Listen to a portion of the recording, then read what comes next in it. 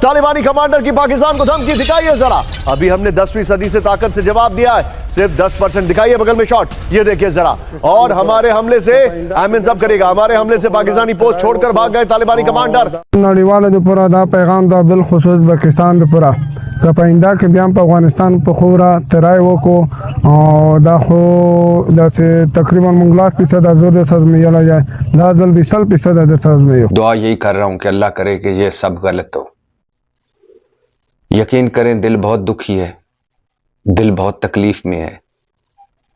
जो कुछ मैंने फुटेजेस देखी हैं, तस्वीरें देखी हैं, वीडियोस देखी हैं। मैं अफ़गान जो हुक्मरान हैं, जो तालिबान हुकूमत है, उनसे कहना चाहता हूं कि हमने तो आपके लिए अपना सब कुछ तबाह कर लिया, मुझ समेत हम सारे वो गलत निकले जो आपके इक़्तिदार में आने के बाद खुशियां मनाते रहे, भंगड़े डालते रहे और ढोल बजाते रहे।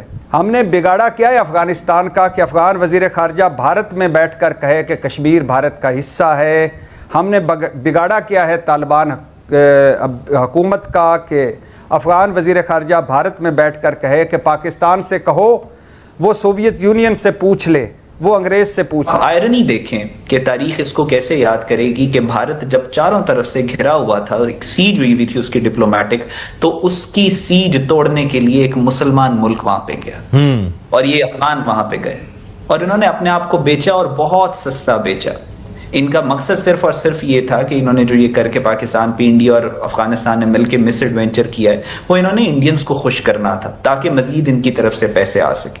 लेकिन आप ये देखें कि तारीख इनके ये मुत्तकी जो है, ये जो इनके फॉरेन मिनिस्टर हैं, ये इंडिया में बैठकर पाकिस्तान के खिलाफ बात कर रहे हैं।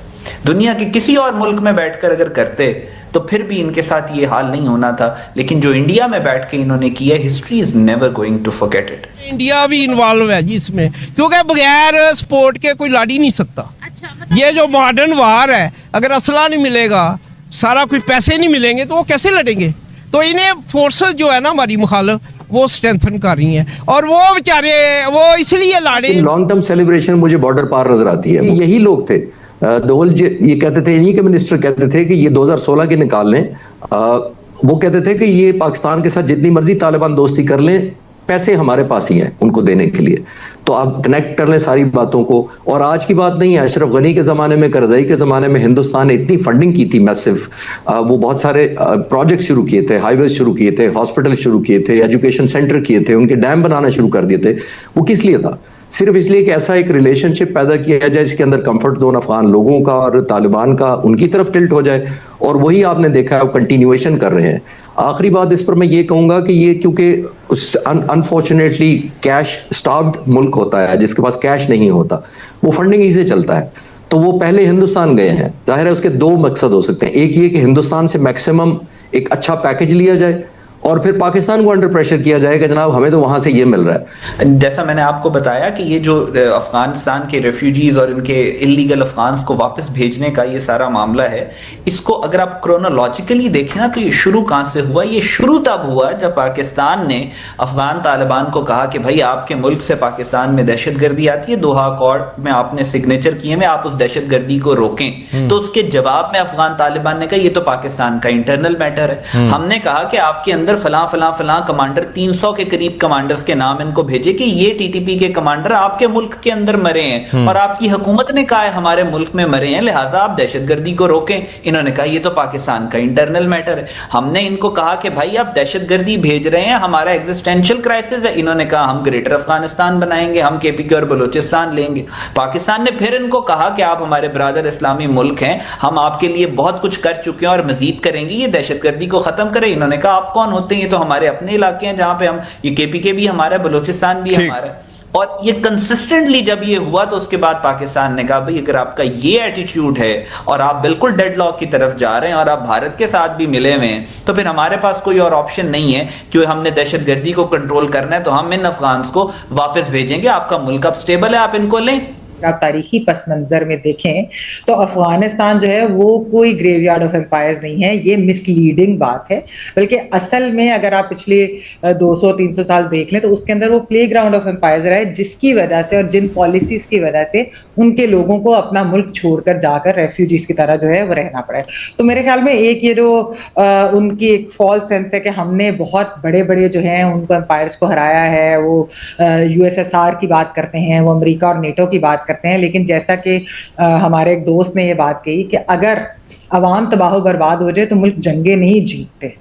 इस वक्त आप अफगानिस्तान को अगर देखें तो वहाँ पर खंडरात हैं, वहाँ पर आप देखें कि ख़वातीन को उनके हकूक़ नहीं दिए जा रहे, उनको स्कूल यूनिवर्सिटीज़ में नहीं जाने दिया जा रहा, उनकी सिविल सोसाइटी का हाल देखें, वहाँ पर कोई सेटअप इस तरह का नहीं है, उनके हेल्थ सेक्टर बाकी सारा कुछ देख लें। तो ये तो कोई जंग जीता हुआ मुल्क नहीं होता, यानी कि आज भी क्या लोग अफगानिस्तान का वीज़ा लेके जाना चाहते हैं या अमेरिका जाना चाहते हैं। अमेरिका जो है वो सुपर पावर है, रशिया आज भी एक तरक्की याफ्ता मुल्क है। उसके अलावा आप देखें कि अफगान रेफ्यूजीज दूसरे ममालिक से नहीं वापस जाना चाहते। उसकी वजह है कि क्योंकि अफगान तालिबान जिस मुल्क के ऊपर रूल कर रहे हैं उधर हालात कैसे हैं। तो अगर आप इस सारी चीज को देखें तो उसके अंदर आप अफगान तालिबान को जो चीज रियलाइज करनी चाहिए बशर, वो बेसिकली ये है कि आप एक हब ऑफ टेररिज्म नहीं बन सकते, यानी कि आप एक हॉटबेड ऑफ टेररिज्म नहीं बन सकते।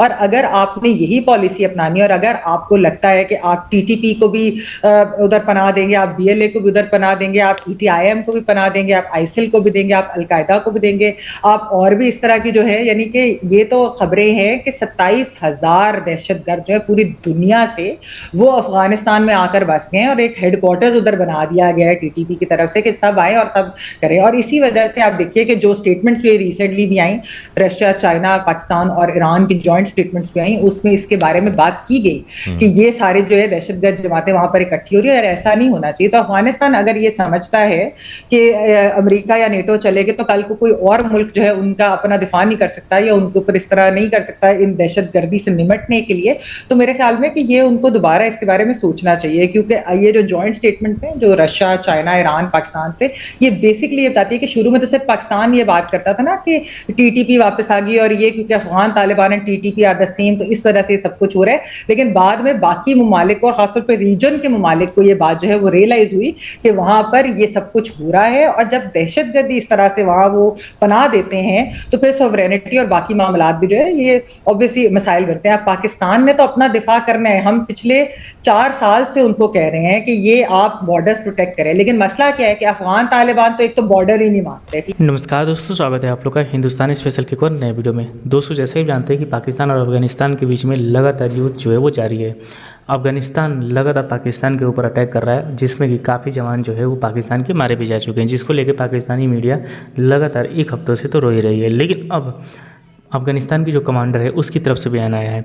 अगर आप उसको हिंदी में या इंग्लिश में ट्रांसलेट करें तो उसका साफ कहना है कि अभी हमने तो 10% ही हमला किया है। तो मतलब कहीं ना कहीं तालिबान के कमांडर ने ये साफ कर दिया है कि पाकिस्तान अगर आगे कुछ भी करने की कोशिश करता है तो फिर हम पाकिस्तान पर अपने पूरे जो उनके पास हथियार है उनसे वो हमला करेगा। और अफगानिस्तान ये बात जानता है कि भारत उसके पीछे है। हालांकि भारत हथियार से मदद तो नहीं करता है, लेकिन हाँ, जब भी अफगानिस्तान में कुछ भी डेवलपमेंट की ज़रूरत होती है तो भारत हमेशा से अफगानिस्तान के साथ रहा है। चाहे वो वहाँ के आप डैम देख लें, सड़कें देख लें, पार्लियामेंट देख लें, सब कुछ भारत ने बनवाया है।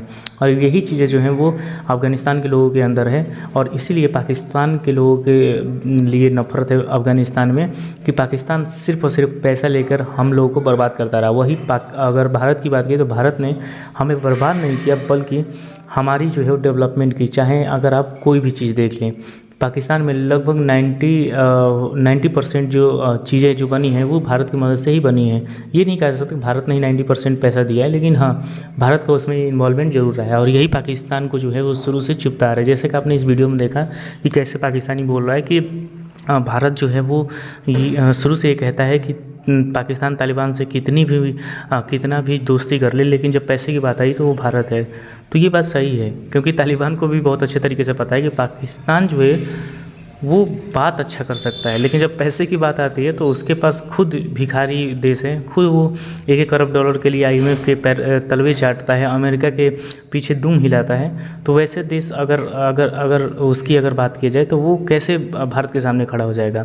और वही भारत की बात करें तो भारत के पास आज पैसे की कमी कोई नहीं है, और भारत चाहे तो तालिबान की बहुत अच्छे तरीके से मदद कर भी रहा है और आगे कर भी सकता है, क्योंकि भारत के शुरू से ही अफगानिस्तान के साथ रिश्ते अच्छे रहे हैं।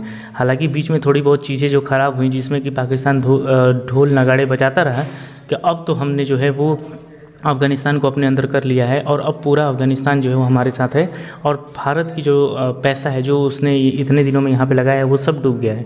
लेकिन वैसा होता हुआ नज़र नहीं आया। अगर आप देखें तो खुद पाकिस्तानी जो है वो इस बात पे अफसोस कर रहे हैं कि हमने आखिरकार उनकी जीत का जश्न आखिरकार क्यों मनाया। तो दोस्तों आज वीडियो में इतना ही। वीडियो को लाइक और चैनल हिंदुस्तानी स्पेशल को सब्सक्राइब कर लें, क्योंकि हम अपनी इंटरेस्टिंग वीडियो लाते रहते हैं। मिलेंगे न्यू वीडियो से, तब तक हिंदुस्तानी स्पेशल।